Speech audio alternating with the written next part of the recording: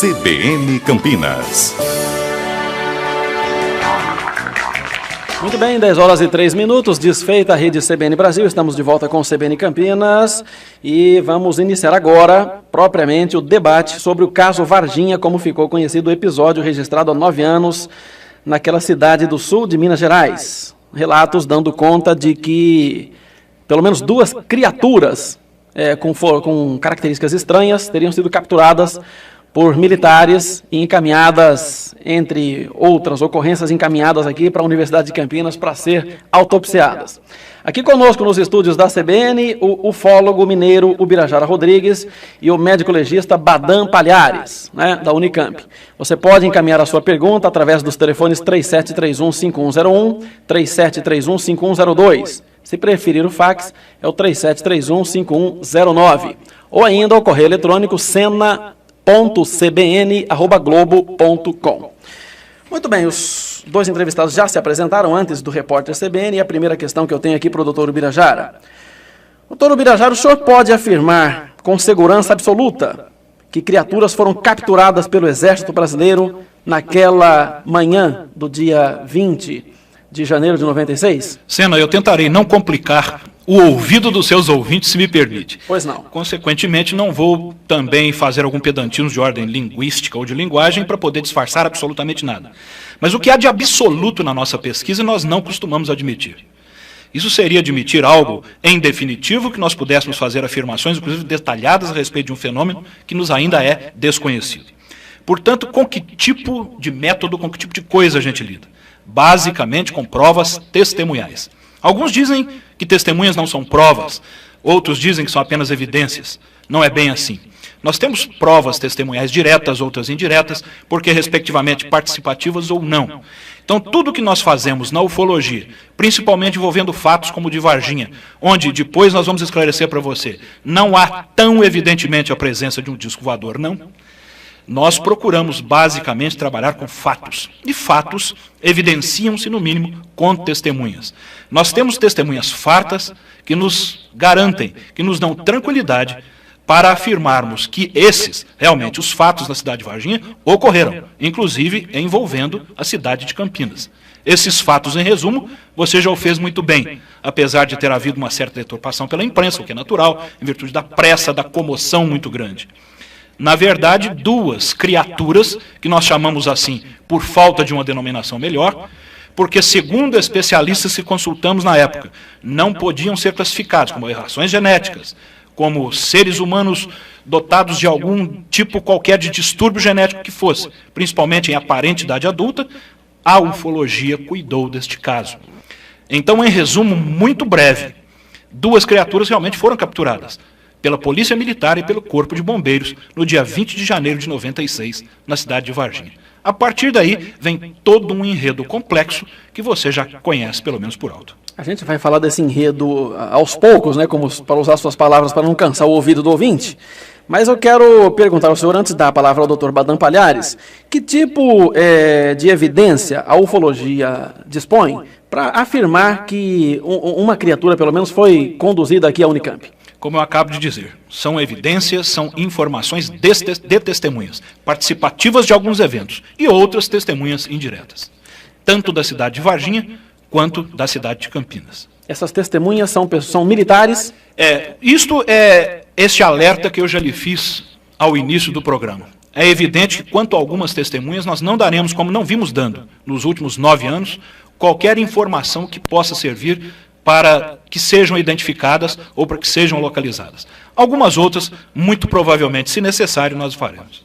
Doutor Badan Palhares, a gente já conversava em outras oportunidades, toda vez que essa pergunta é feita ao senhor, o senhor sempre negou que tenha tido qualquer participação no caso Varginha. Portanto, essa é uma oportunidade diferente, onde o senhor está à frente aí de um ufólogo, feito aí frontalmente essa observação. Eu quero perguntar ao senhor, então, portanto, o senhor não participou do caso Varginha? Com certeza, Sena. Eu acho que todas as notícias ou todos os veículos de comunicação só utilizaram até agora informações vindas de pessoas que o próprio Birajara coloca como sendo testemunha ocular, eventualmente, destes fenômenos, né?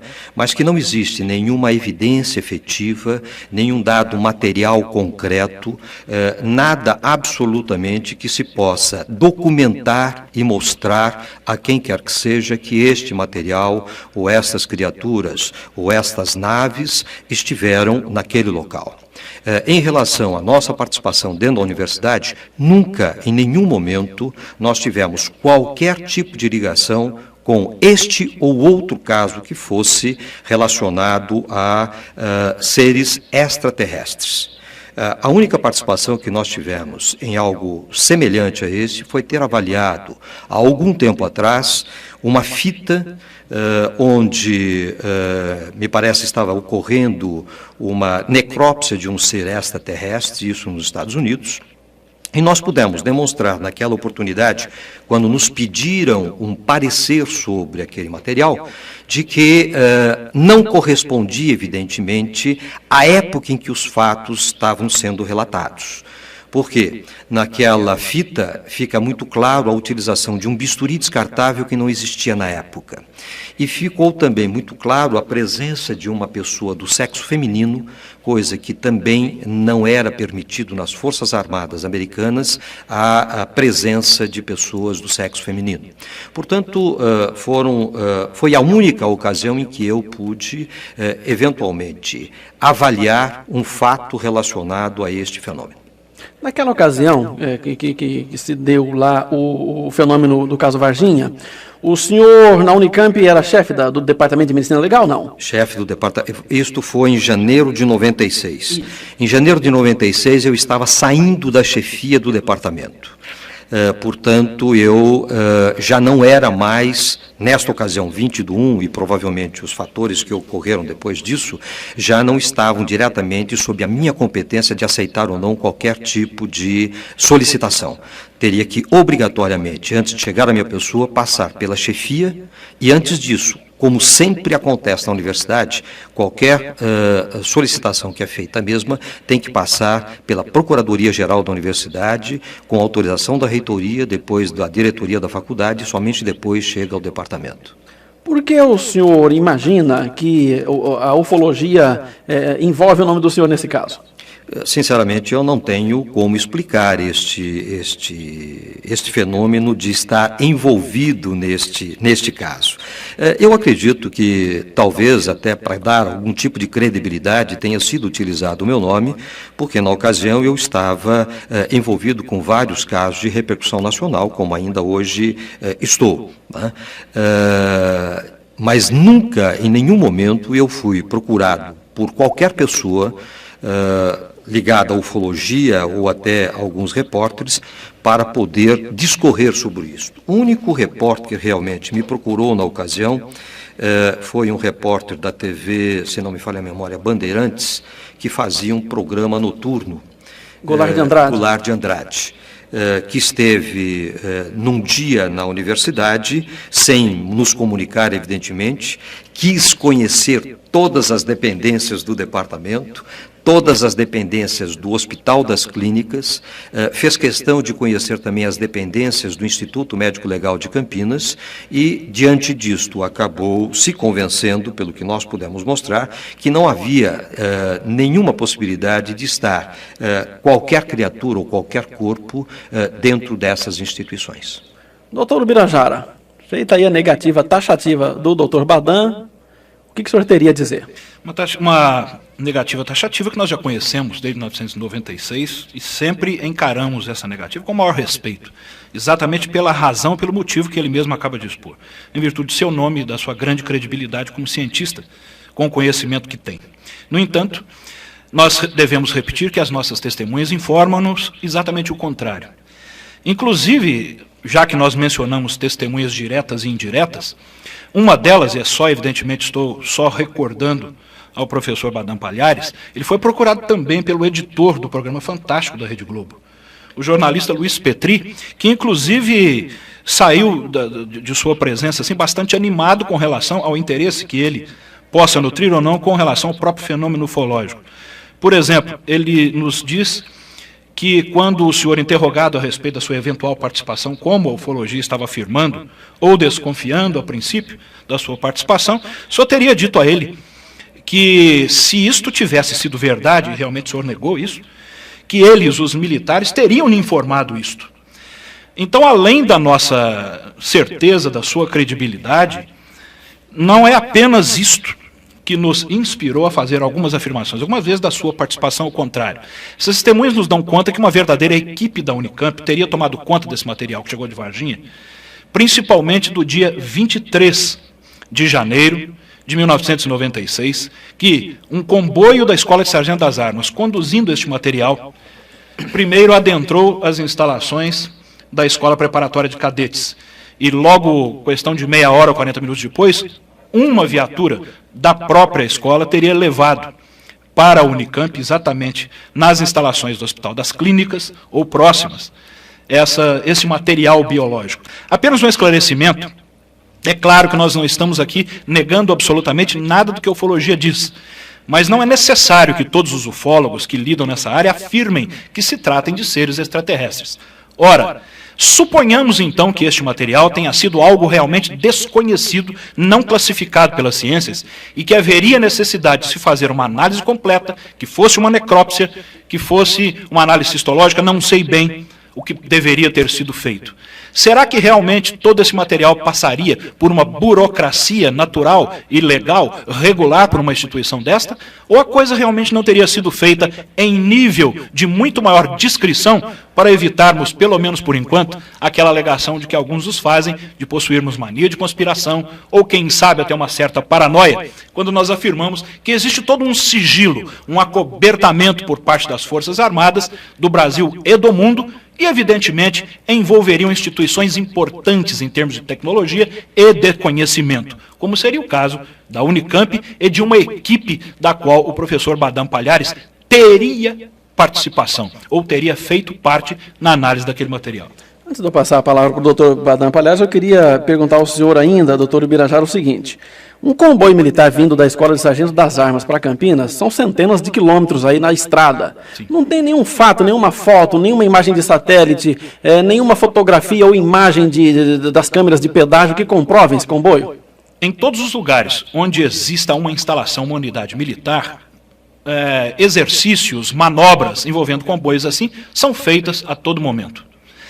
Haja o exemplo de Três Corações, que fica a 25 quilômetros da cidade de Varginha. A Escola de Sargento das Armas é uma das unidades mais respeitadas do Exército Brasileiro. Que dirá, então, das unidades das Forças Armadas aqui em Campinas?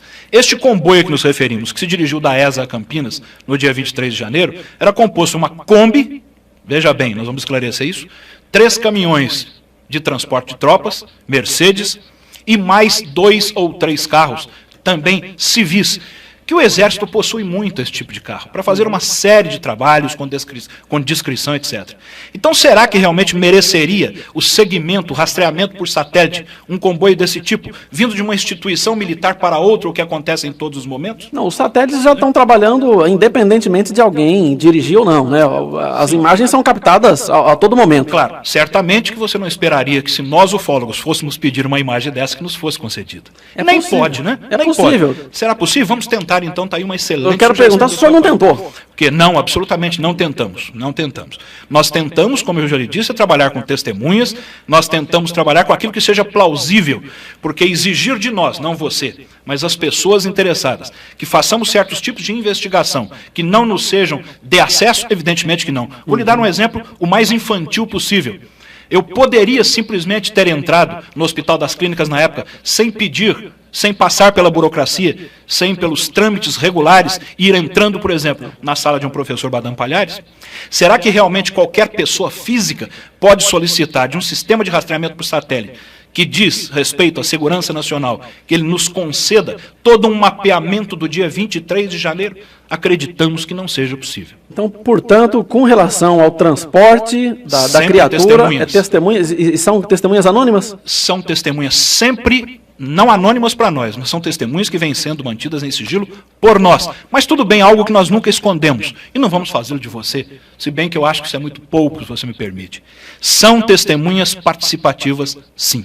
são testemunhas militares mesmo, que infelizmente ainda não tivemos condições de colocar a público. Não sei se o faremos a que tempo, mas morremos de vontade de fazer, pode ter certeza. Doutor Bazan, fez algumas considerações com relação ainda à participação do senhor no caso. Vamos começar pela questão aí da burocracia. Seria necessário vencer a burocracia lá, os trâmites normais da Unicamp, se caso qualquer coisa diferente do normal fosse encontrada e fosse encaminhada ao senhor?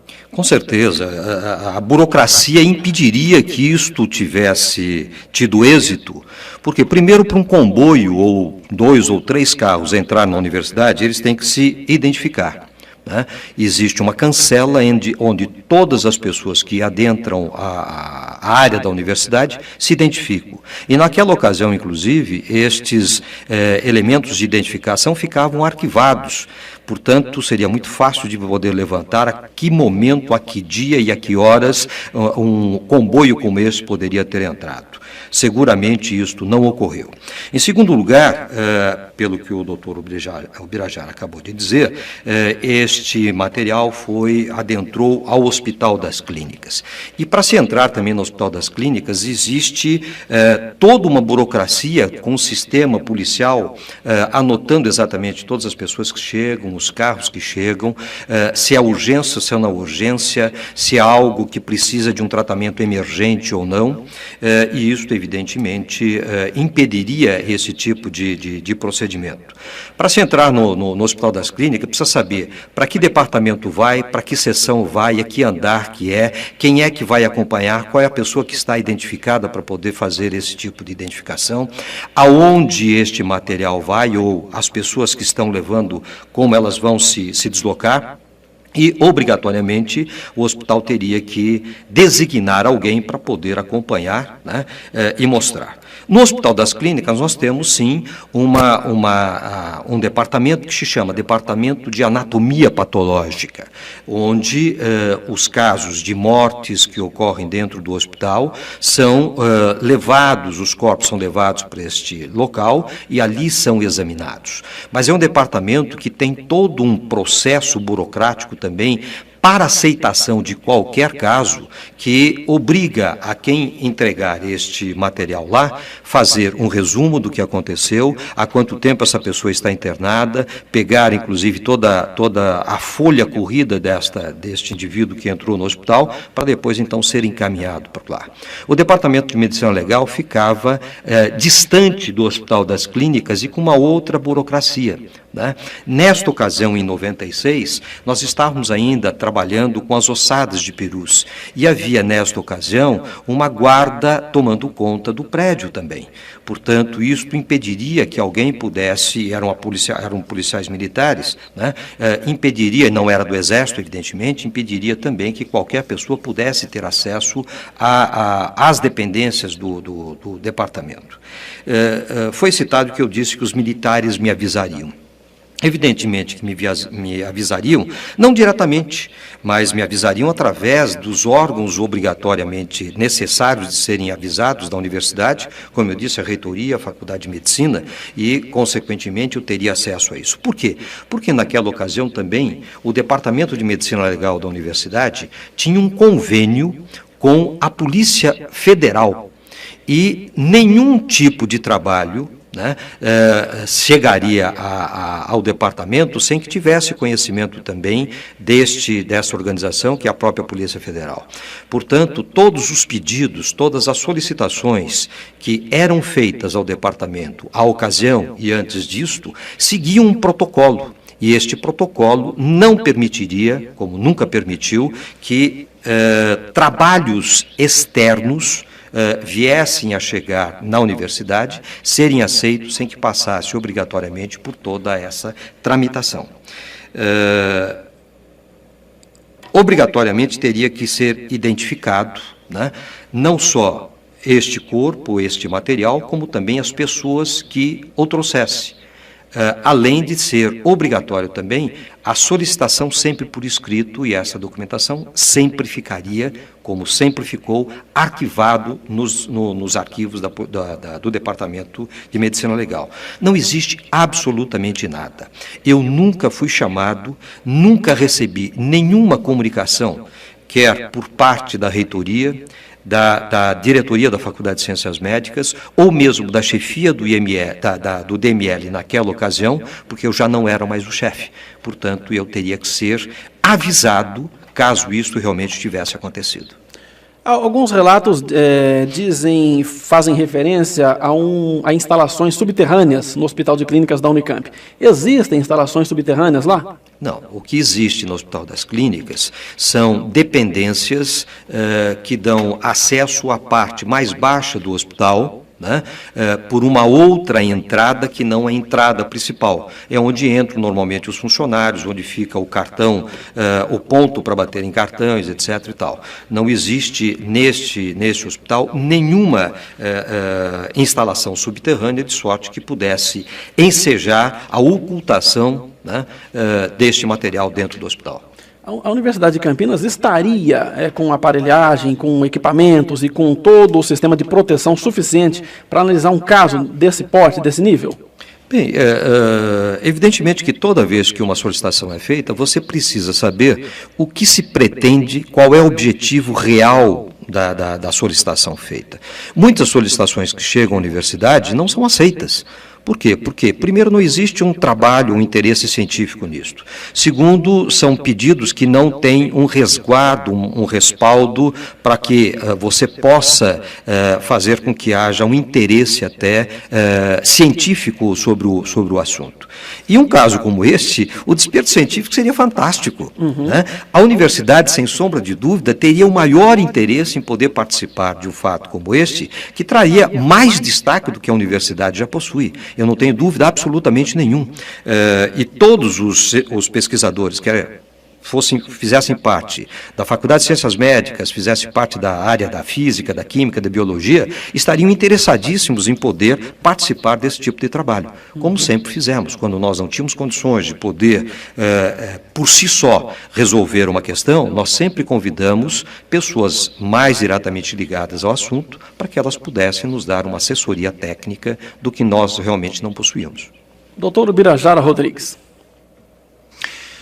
Você veja o quanto é interessante. Se as próprias ossadas de perus já requeriam por parte do Exército alguma guarda que ali se mantivesse durante muito tempo, imagine se tratasse de um material desconhecido, de uma envergadura científica, de uma importância tão grande que, com razão, o professor acaba de dizer.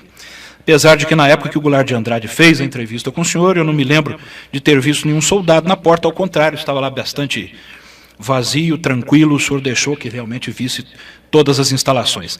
Mas nós continuamos mencionando aqui, em todas as explicações muito bem-vindas por parte do professor Palhares, o seguinte: se um material desse tivesse chegado na Unicamp para que fosse feita uma análise ou qualquer tipo de trabalho oficialmente, evidentemente ele passaria por toda esta condição burocrática, por todas essas complicações, essa exigência de interesse científico, fichamento, etc. Nós, ufólogos, repito, não estamos dizendo isso, evidentemente. Nós estamos bastante convencidos que no mundo todo existe um processo de acobertamento que evita passar por tudo isto. Ou seja, não se pode admitir, seja nas Forças Armadas ou nas grandes instituições científicas, de que isto realmente exista e que esteja sendo feito. Porque o mesmo argumento eu uso. Imagine você se fosse dito pela Unicamp, hipótese, realmente nós estamos com duas criaturas de compleição completamente desconhecida e estamos analisando essas criaturas. Essa repercussão seria exclusivamente científica? Será que seria? Acreditamos que não, mas seria uma repercussão política, antes de mais nada, extraordinária. Mesmo porque sabe-se que instituições como essas, pela sua antiguidade, inclusive, e pelo tipo de trabalho que fazem, estão direta e salutarmente ligadas com as Forças Armadas, principalmente com o Exército, que é o caso da Unicamp, que em 1974, se não me engano, o HC foi construído por plantas vindas da Alemanha através de convênio com as Forças Armadas. A Unicamp estaria, neste ponto, até moralmente comprometida de forma salutar e positiva com as nossas Forças Armadas. Mas o senhor não acredita que se tiver de um lado da universidade a negativa de que o fato aconteceu, e se tiver do lado dos ufólogos a informação de que seria mesmo acobertado, e sem uma prova mais contundente, mais técnica, mais palpável, não fica complicado discutir esse tema? Não só acredito, como lhe dou total razão, mas é exatamente por isso que não se pode segurar tudo e pelo menos o grosso dessas informações vazam, é com isso que nós trabalhamos. Aliás, qualquer detetive, entre aspas, principiante, faz exatamente assim. Quando as informações começam a surgir, é muito difícil separarem-se boatos, simplesmente, reconheço isso, mas existem algumas técnicas e alguns de nós estão relativamente preparados para isso. Nós temos, sim, um trabalho com testemunhas que nos dão resultados muito bons em termos de fatos. Agora, como você disse no começo do programa, são seres de outro planeta? São naves extraterrestres? A grande maioria dos colegas o afirma. Eu e mais alguns, 5 ou 6, jamais o fizemos. Ok, eu preciso ir a um intervalo, os dois convidados continuam conosco, são 10h28, voltaremos já já. CBN Campinas.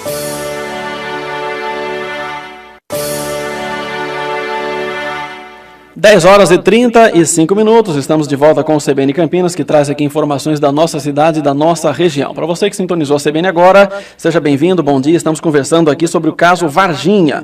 Relatos dando conta que há 9 anos, mais precisamente, no dia 20 de janeiro de 1996, seres com características estranhas foram observados naquela cidade do sul de Minas Gerais. Nós conversamos aqui hoje, na edição especial do CBN Campinas, com o ufólogo mineiro Birajara Rodrigues, e também com o médico legista Fortunato Badan Palhares. Antes do repórter CBN, o ufólogo Birajara falava sobre a questão do interesse de acobertamento, do caso de toda a história por conta das Forças Armadas, e que movimentação de veículos militares naquela ocasião estavam na Unicamp, porque uma das criaturas, pelo menos, teria sido trazida para ser analisada no Hospital de Clínicas da Universidade. Doutor Badan Palhares, o senhor teria alguma questão, alguma consideração a fazer com relação a isso? Evidentemente que sim. Eu acho que o doutor Birajara deve ter se confundido quando eu citei a guarda das ossadas com a polícia militar, né? E não foi guardada nunca pelo Exército. Portanto, o Exército nunca esteve dentro da universidade, particularmente dentro do departamento. Ele falou também sobre o problema relacionado à repercussão política que este caso traria. Pelo que eu entendi, a repercussão política, na verdade, seria muito mais intensa e traria à universidade um empenho muito maior, de sorte que ela veria com muitos bons olhos fazer uma repercussão muito grande em torno deste caso, ao invés de ocultar. Eu quero lembrar também que a Unicamp é uma universidade estadual e não federal, portanto não tem qualquer ligação com o Exército ou com qualquer outro tipo de força. A obrigação da universidade, toda vez que um documento ou uma solicitação lhe é feita, é dar conhecimento à sociedade. Para isso existe a assessoria de imprensa da universidade que se encarrega disto. Eu quero lembrar também que, na ocasião, como eu já disse, nós estávamos trabalhando com as ossadas de perus, e dentro deste departamento a movimentação era muito grande. Não só a movimentação dentro do departamento, como o local onde fica o Departamento de Medicina Legal. De sorte que qualquer comboio, qualquer viatura que fosse do Exército, que tivesse acesso ou chegasse próximo desse departamento, seria imediatamente identificado e chamaria a atenção, não tenho dúvida absolutamente nenhuma.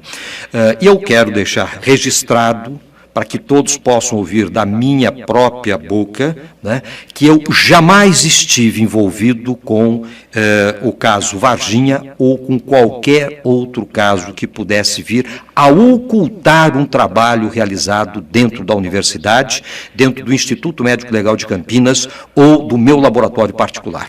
Portanto, quero deixar registrado muito claro que jamais participei de nenhuma comissão e nunca fui encarregado de ser responsável por qualquer tipo de trabalho nesse sentido. Ok, vou passar a pergunta para o doutor Birajara. Antes, porém, eu quero inserir junto com essas considerações do doutor Badan que as ossadas de Perus, naquela ocasião, a investigação básica era de desaparecidos políticos. E isso envolvia a questão do Exército e também de uma operação internacional denominada Operação Condor, onde muitos países da América Latina teriam feito uma convenção para capturar membros da ditadura de esquerda e do Partido Comunista e coisas dessa natureza. E naquela ocasião, a questão da Operação Condor e das ossadas de Perus, nesse caso, a universidade precisou de todo o protocolo de ofício do Ministério da Justiça, passado pela reitoria e coisas desses trâmites legais. Em janeiro de 1996? Não, em 96. Ah, sei. Bom, na verdade, nós não estávamos mencionando em nenhum momento que o professor Badam Palhares teria feito isso tudo sob seus próprios auspícios, ou porque, recebendo esse material, tomou a liberdade de fazê-lo sozinho sem dar satisfação para ninguém. Jamais o afirmamos. Nós dissemos do envolvimento das Forças Armadas, de uma operação sigilosa, que só poderia ter sido sigilosa, feita para análise desse material biológico, dele e de outros.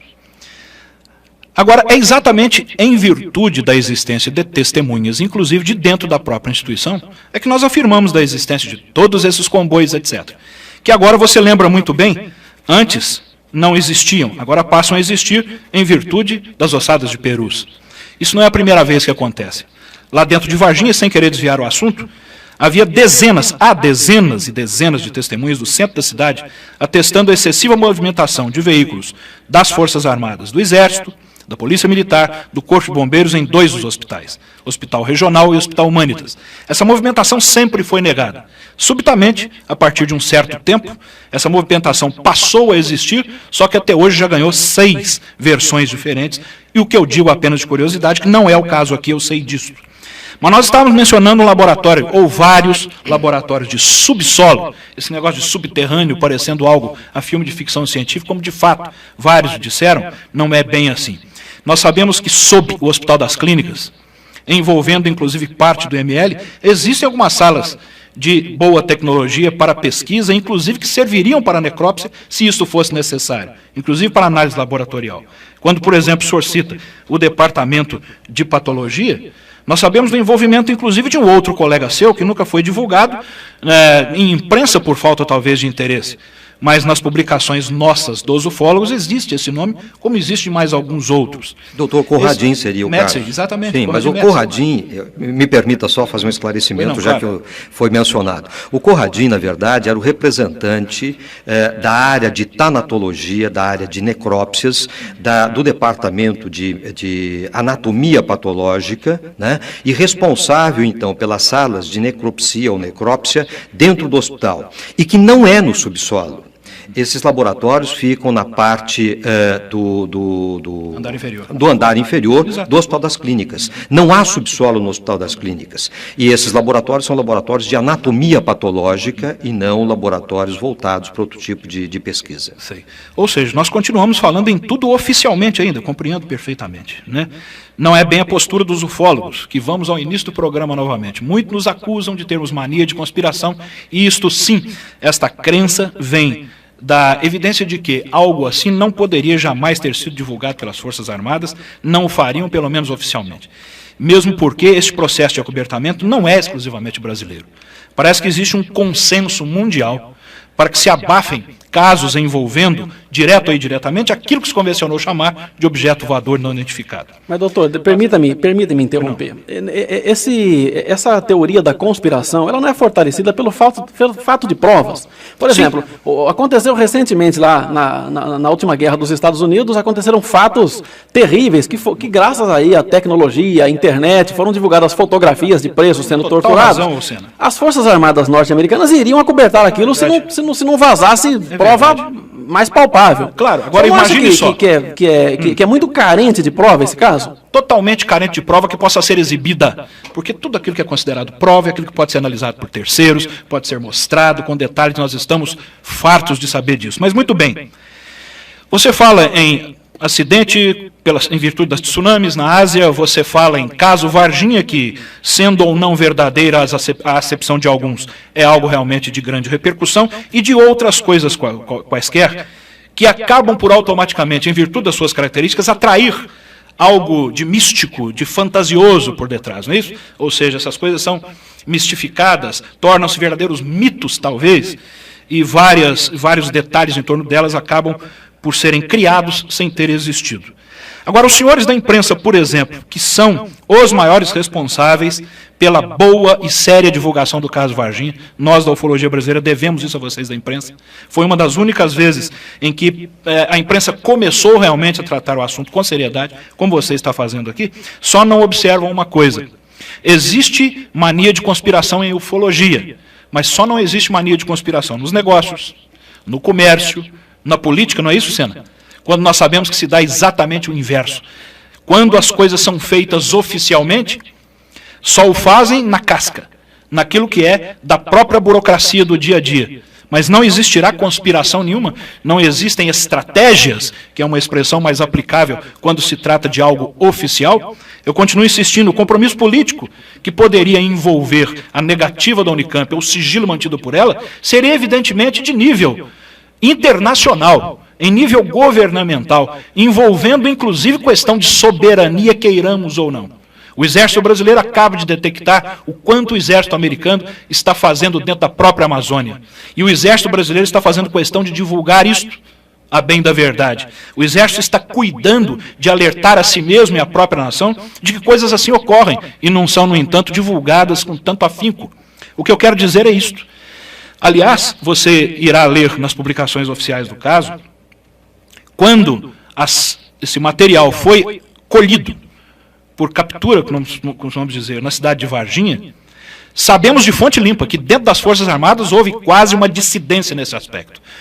Chegou a haver, inclusive, uma guerra de palavras e de postura muito grande. Porque muitos, inclusive de alta patente, queriam que fosse divulgado. Mas na hora H, infelizmente, isso não foi possível. Mas o senhor não acha ainda, insistindo nessa questão, o caso já foi relatado há 9 anos. Mesmo esses militares dissidentes não poderiam ter alguma cópia, um xerox, uma foto, alguma coisa. Por exemplo, o caso da ditadura tem várias cópias aí, sendo entregues à imprensa. Sempre agora alguém tem saindo, alguma né? coisa. Aliás, você lembrou muito bem. Você viu agora que lá em Salvador, os documentos encontrados queimados não eram da base aérea, foram implantados lá e a própria perícia já testou isso.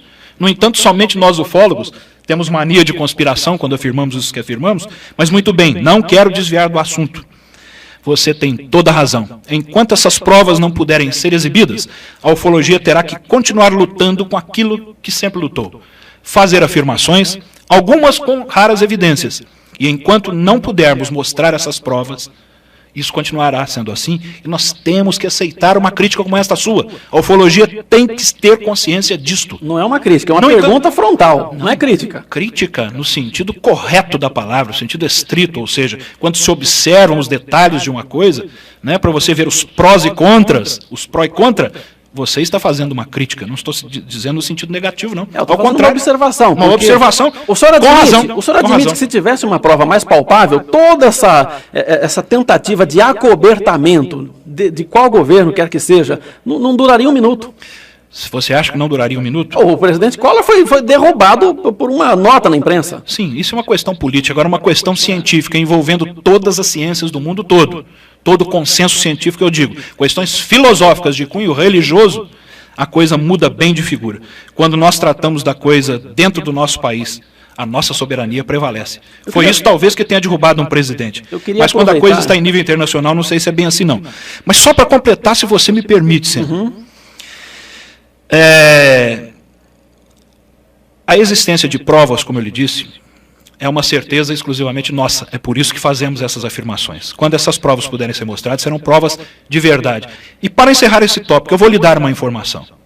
Em 1996, foram escolhidos alguns representantes da imprensa brasileira.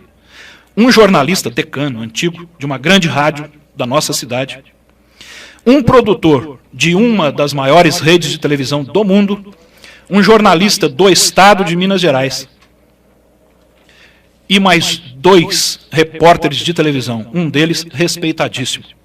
Essas testemunhas foram exibidas a esses seus colegas. Depois de quase que 48 horas de muita conversa, de pedido de sigilo, por gentileza, de que não fosse divulgado nada daquilo que pudesse indicar a identidade dessas testemunhas, ou as suas funções, ou patentes, o que valia. Todos eles concordaram e viram. 2 desses seus colegas não apenas viram os testemunhos gravados em vídeo, como estiveram tete a tete com 3 dessas testemunhas militares, à frente delas, conversando por quase 5 horas de duração. E quando o senhor fala que das provas que elas ainda não podem ser... São essas, apenas essas. Apenas essas. Claro. Provas materiais, até desculpe, não respondi. Você disse, não há um laudo, né? Nós acreditamos que haja esse laudo, mas quem de direito não o divulga. Uma cópia, alguma coisa. Cópias assim, etc. Claro, não temos, não. Você tem um resultado do que teria feito o professor Badam Palhares, professor Konradin Metzi, se assim pronuncio? Não temos absolutamente nada disso. Se tivéssemos, a coisa estaria bem diferente, é claro. Agora, fotografias. Algumas testemunhas nos dão conta que a polícia militar tirou algumas fotos.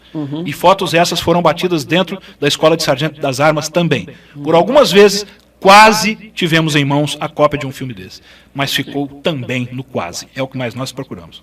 Ok. Doutor Badam, eu tenho uma pergunta aqui para o senhor, mas eu quero saber se o senhor tem alguma consideração a fazer com relação a essa última resposta do doutor Ubirajara. Eu acho que uma das coisas que nós temos que pensar, e eu, fundamentalmente, na minha formação como profissional, eu sou extremamente materialista no que diz respeito a poder apresentar elementos concretos, objetivos de algo que se estuda. Nós só podemos convencer alguém mostrando. Se não mostrar, dificilmente as pessoas acreditarão. Evidente.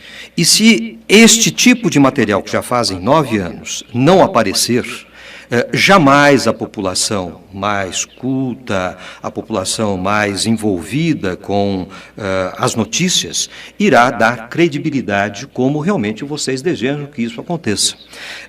Eu, por exemplo, quando faço um laudo, eu faço e demonstro aquilo que comento. Portanto, é a prova materializada do fato realmente que aconteceu ou das minhas investigações. Portanto, isto eu acho fundamental. Enquanto isso não acontecer, nós vamos continuar nessa discussão sem poder realmente trazer grande benefício para a sociedade. Absolutamente perfeito, de pleno acordo, foi com o nosso enfoque desde o início, se me permite. Eu tenho um outro dado muito importante, eu acho que existe todo um procedimento místico em volta disto, né? De sorte que, muitas vezes, um aspecto psicológico de massa acaba trazendo uma repercussão sobre uma testemunha ou sobre o falar de um testemunho que, na verdade, não guarda nenhuma materialização efetiva sobre o que ela está falando. Em direito, o senhor sabe melhor do que eu, que dizem que a testemunha é a prostituta das provas. Eu não gosto nem de usar esse nome. Mas é prova, porque fatos provam com testemunha. Não podemos provar o conteúdo daquele material. Mas o grande problema é que nós só podemos provar quando o fato realmente estiver demonstrado. Eu quero perguntar isso. Só um instante, por favor. Do ponto de vista científico, só prova material é prova? Do ponto de vista científico, sim. Ou seja, de que ciência nós estamos falando, então? Eu que pergunto ao senhor, a ufologia é uma ciência? Não, absolutamente. Agora, nós queremos prova o quê? Química? Biológica? Física? Ainda não as temos, claro. Se alguém tiver, ainda não exibiu. Mas não são testemunhas provas? Fatos não são evidenciados? Sociologicamente, o fenômeno UFO não pode ser observado? Psicologicamente? Então depende muito da prova que nós estamos dizendo. O que é bom repetir o que você falou, tudo é óbvio mesmo, eu concordo com o professor Badam e com você. Enquanto nós quisermos provas laboratoriais de que o caso Varginha ocorreu, nós não as temos, nem sonhamos que provas são essas. Não temos. Agora, dos fatos, temos. Não podemos exibi-las, portanto, objetiva e, oficialmente são provas? Não, estamos de pleno acordo. Só quando pudermos mostrá-las. Não é possível a colheita de provas que não seja no Hospital de Clínicas da Unicamp? Por exemplo, onde a criatura apareceu lá, em Varginha? Sim, claro. Algum resquício? Não, pegadas, fragmentos? Nada? De maneira alguma. É como você começou o programa. A existência de uma, entre aspas, em nave espacial extraterrestre é o que menos existe em todo o contexto do caso. Existe um casal que viu, dizia que era dias antes, depois pela influência dos próprios ufólogos da imprensa, começaram a dizer que tinha sido na madrugada anterior. Uma testemunha única, o que aí sim é uma prova testemunhal muito pouco válida, diz que viu um objeto cair no município de Três Corações, o exército recolhendo, etc. E mais nada do que isso. Os fatos que realmente nos impressionaram mais e que as nossas testemunhas, diretas e indiretas, atestam, para nós pelo menos, são esses. A captura, em resumo, de 2 criaturas em 20 de janeiro. Passagem por 2 dos hospitais e a vinda para Campinas. É isso. O senhor não vê muita fundamentação, portanto, na existência desse objeto voador não identificado? Não vejo. Existe, mas acho que ufologia, nós ufólogos tomamos conta disso, exatamente pelo que o professor acaba de dizer, por todo esse aspecto místico que joga para os ufólogos um evento dito estranho assim, e nada mais do que isso. Mas dentro Agora, a do presença estudo de um objeto voador não identificado efetivo, o que existe é isso que eu lhe disse, ou seja, não podemos afirmar até hoje que houve envolvimento de um objeto voador não identificado, não. Inclusive eu coloco isso no meu livro. Dentro dos elementos que o senhor estuda no caso Varginha, Sim. de que maneira essas criaturas teriam sido transportadas para cá? Para cá onde? Para o planeta Terra. Sim. É. Bom, primeiro, para eu dizer como teriam sido transportadas para o planeta Terra, eu teria que admitir que são seres extraterrestres e não tenho a mínima evidência disso. É apenas seres desconhecidos, o que popularmente fica muito fácil para a gente classificar, eu reconheço. Né? Nada mais do que isto. Como afirmar de que meio, como, de que forma? Não temos dados. E quaisquer afirmações nesse sentido terão sido o que o professor Badam Palhares, com o brilhantismo de sempre, acaba de dizer, mera influência mítica, até de mito mesmo, em torno do próprio fenômeno ufológico. Não há dados para isso. Doutor Badam, eu quero perguntar ao senhor o seguinte, né? Pelos relatos lá das testemunhas, principalmente aquelas 3 moças que disseram ter visto aquela criatura lá agachada no muro, ela teria lá a pele marrom viscosa, olhos enormes e de cor vermelha, 3 protuberâncias na parte superior da cabeça, que era bastante volumosa. Não notaram sinais que identificassem a existência de boca ou nariz. A criatura apresentava ainda veias saltadas, principalmente nos ombros, e os pés eram proporcionalmente grandes.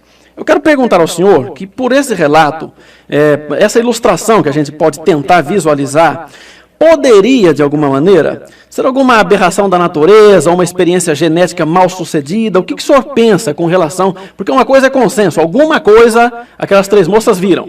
Isso é consenso. Né? Porque dificilmente 3 pessoas iriam reproduzir tantas vezes, várias vezes, elas contaram essa história, com riqueza de detalhes e sem entrar em contradição. Então, alguma coisa elas visualizaram lá. Isso é mais ou menos consenso entre os vários ramos aí do conhecimento. O que o senhor pensa sobre isso? Sena, você, para pensar, você pode imaginar o que você quiser. Né? Eu acho que tenho que pensar sempre como um cientista, uma pessoa envolvida com perícias, onde o meu raciocínio é materializado. Eu tenho que ver, eu tenho que palpar, eu tenho que examinar, eu tenho que levar para os estudos os mais sofisticados possíveis para poder trazer uma resposta. Evidentemente que, havendo esta afirmação destas 3 pessoas, elas deverão ser minuciosamente analisadas por pessoas realmente que possam ter o caráter psicológico, o caráter psiquiátrico, inclusive, né? Saber como é que essas pessoas foram criadas, porque sabe-se que no interior existe mitos como, por exemplo, a mula sem cabeça, o saci pererê, portanto, eu não sei qual é o tipo de formação dessas meninas, dessas crianças, para que a gente possa fazer esse tipo de análise. Eu realmente não desacredito em absolutamente nada do que me diz, mas eu, para poder realmente constatar o que efetivamente acontece, eu preciso analisar, eu preciso ver, eu preciso constatar de forma material. O que me chama a atenção também, e eu fico um pouco preocupado com isto, é que o próprio Dr. Ubirajara já disse que muitas pessoas estão envolvidas no mundo inteiro sobre isto. Será que não acontecerá de nenhuma destas pessoas, uma hora ou outra, se arrepender do que fez e de estar envolvido e vir e mostrar o seu envolvimento? E neste momento trazer alguma coisa material? Eu acho estranho que isto realmente não aconteça, né, e não aconteceu até agora. Eu ainda volto a dizer, se nós não tivermos, e eles, como ufólogos, se não tiverem elementos materializados para poder fundamentar toda a discussão, dificilmente a população, de uma maneira geral, as pessoas mais esclarecidas acreditarão com toda a certeza, né, nisso que nós estamos discutindo hoje. Na ciência, há algum caso relatado de alguma criatura capturada para tentar avaliar, mesmo que se não comprovasse ser extraterrestre ou coisa assim, algum bicho estranho, algum bicho não conhecido? Nós tivemos há pouco tempo, não faz muito tempo, o famoso chupacabras. Né?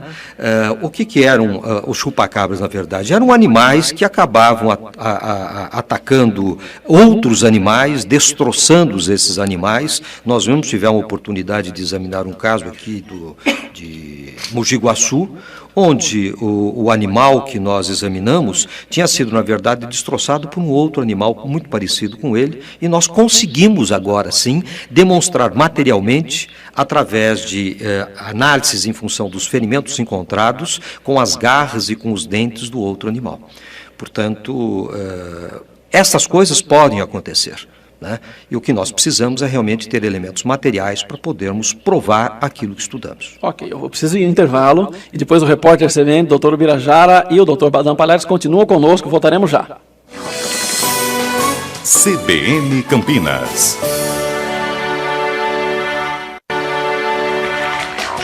Muito bem, desfeita a rede CBN Brasil, de volta com o CBN Campinas, 11 horas 4 minutos, estamos falando hoje sobre o caso Varginha, que aconteceu há 9 anos, na cidade de Varginha, no sul de Minas Gerais. Conversando aqui com o ufólogo mineiro Ubirajara Rodrigues e também com o médico legista Badam Palhares.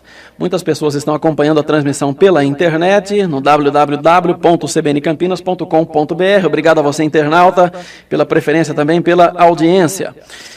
Doutor Ubirajara, justamente na última colocação do doutor Badam Palhares, ele falava sobre a ausência de uma dessas testemunhas que estariam envolvidas no mundo todo ter se arrependido de estar envolvido com o caso e não apresentado até hoje uma prova.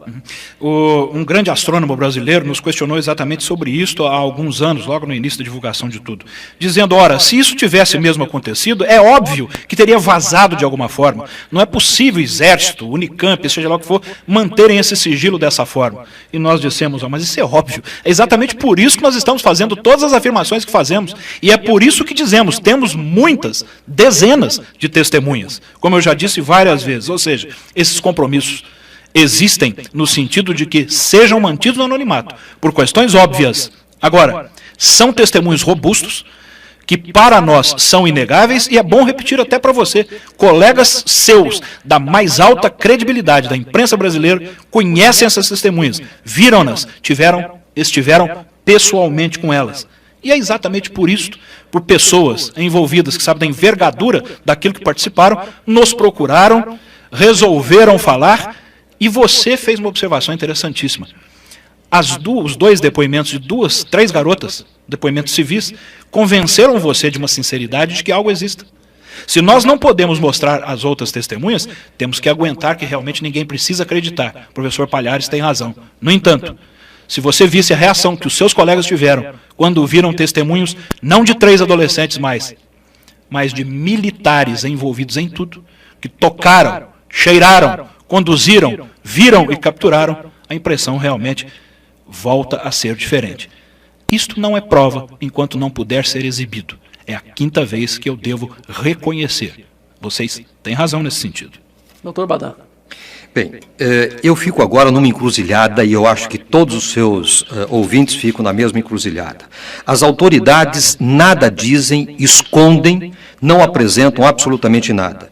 E os ufólogos, por sua vez, também não podem apresentar porque não é o momento oportuno.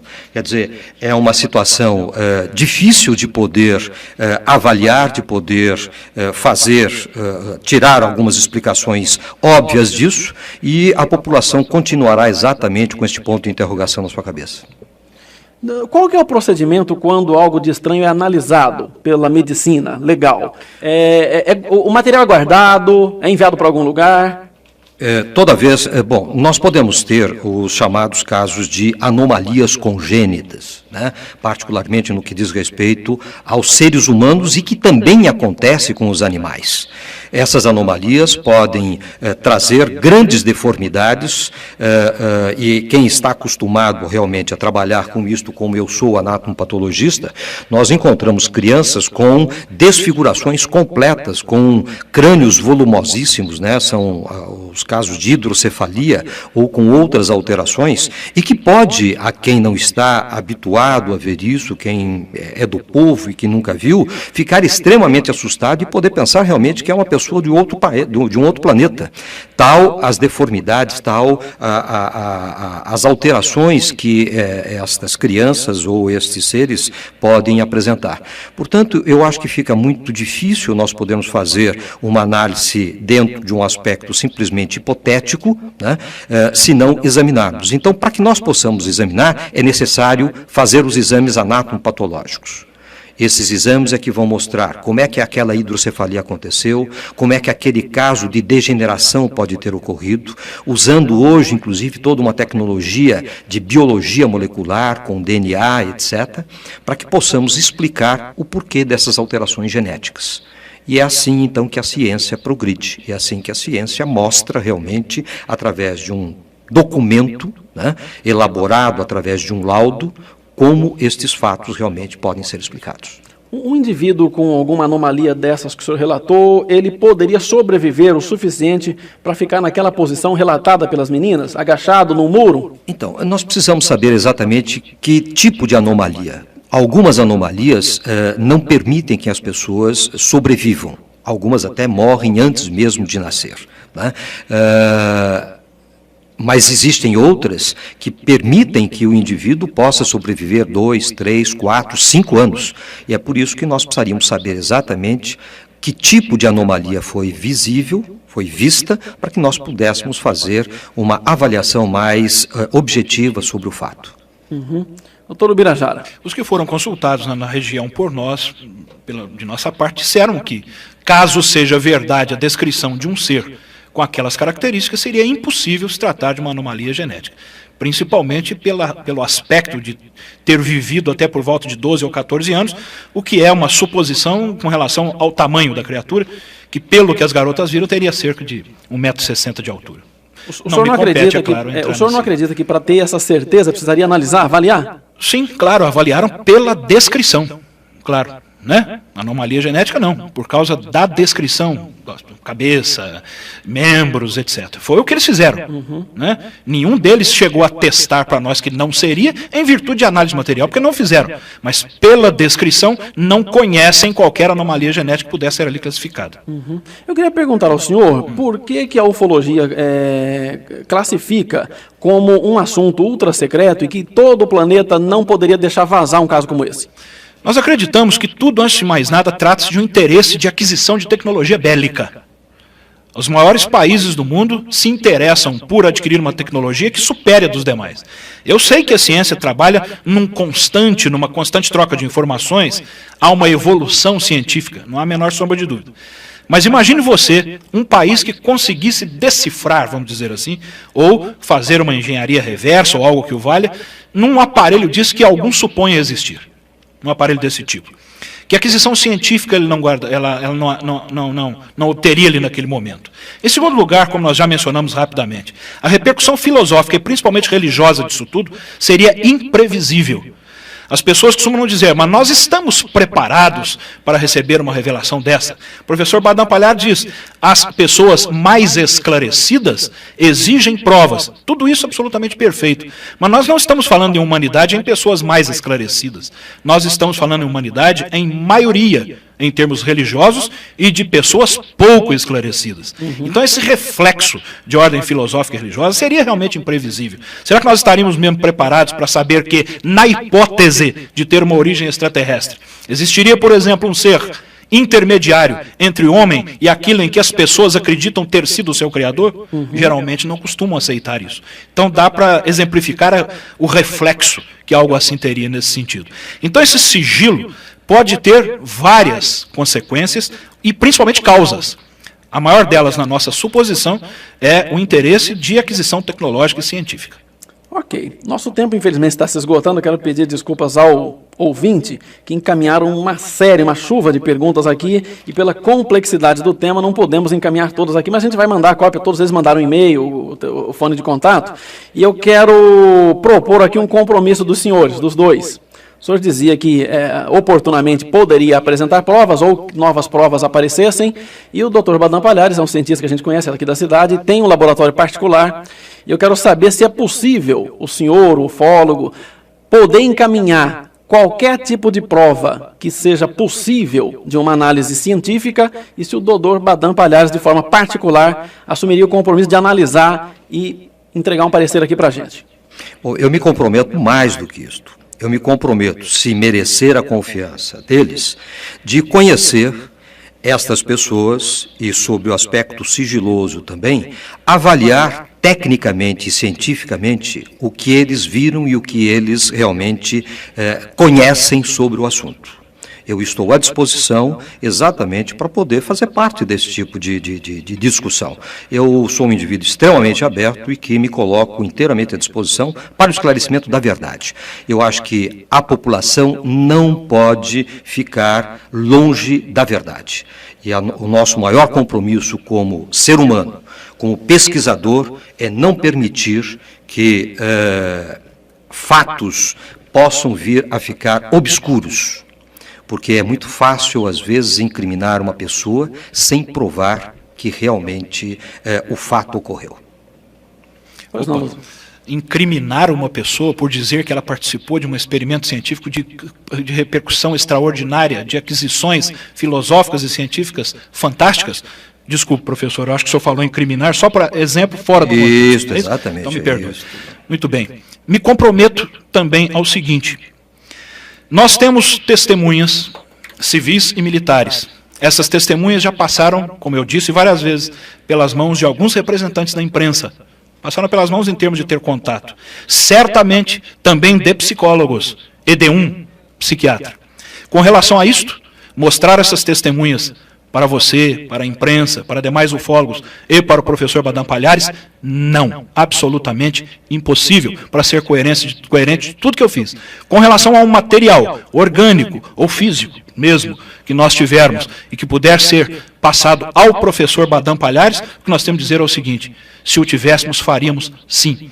Se por acaso o professor Badam Palhares participou disso tudo e as nossas testemunhas dão conta de que sim, é aquilo que eu disse. Participou de algo extraordinário, bonito, fantástico em termos científicos. E nada mais do que isso. Não há nenhum aspecto negativo de nós afirmarmos a participação dele, ao contrário. Se as Forças Armadas exigem sigilo ou obedecem a um sigilo de consenso em si própria, aqueles que o mantêm estão evidentemente cumprindo o seu dever. Com relação, para finalizar, ao material em si, físico, que possa ser analisado, nós não podemos passar ao professor Badam Palhares. É ele que os possui. Deixa eu perguntar ao senhor, no que diz respeito à exposição das testemunhas, aí não é a conspiração militar e dos governos, são os ufólogos e que não querem revelar. Claro, sem dúvida alguma, porque são testemunhas militares também, além de civis. Eu acho que seria desnecessário explicar a razão de não mantermos as identidades dessas pessoas em sigilo, porque assim nos exigiram, e por questão de ética temos que fazer, e se elas pudessem botar a boca no mundo, como foi dito aqui agora com razão, é o que nós gostaríamos também, é claro, acredito que elas não fariam.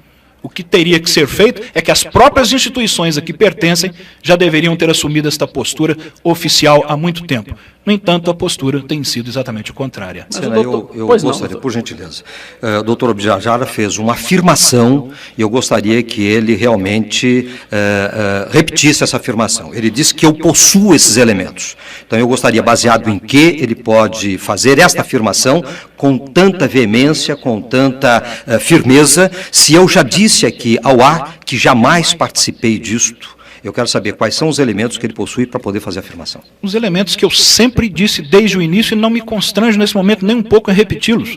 Nós temos várias testemunhas que particularmente nos atestam isso, mas que infelizmente não podem ser reveladas por uma questão de ética.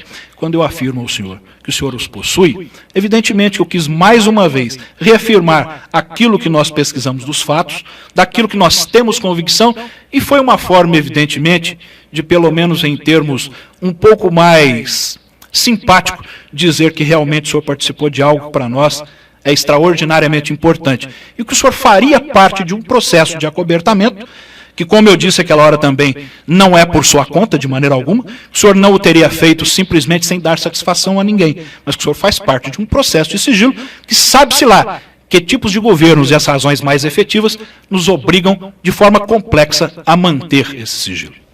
Eu peço desculpas, mas se o senhor continuar nesta linha, eu obrigatoriamente terei que tomar outras medidas, porque é uma afirmação que desprovém de qualquer elemento materializado. Eu já me coloquei dizendo que não faço parte, não conheço, nunca vi, não sei quem são essas pessoas, e as testemunhas que o senhor tem seguramente não merecem crédito da população e muito menos da minha pessoa. Perfeitamente. Nada a comentar. Muito bem, então, com esse entrave, vamos dizer assim, encerramos aqui a edição do CBN Campinas de hoje. São 11h18.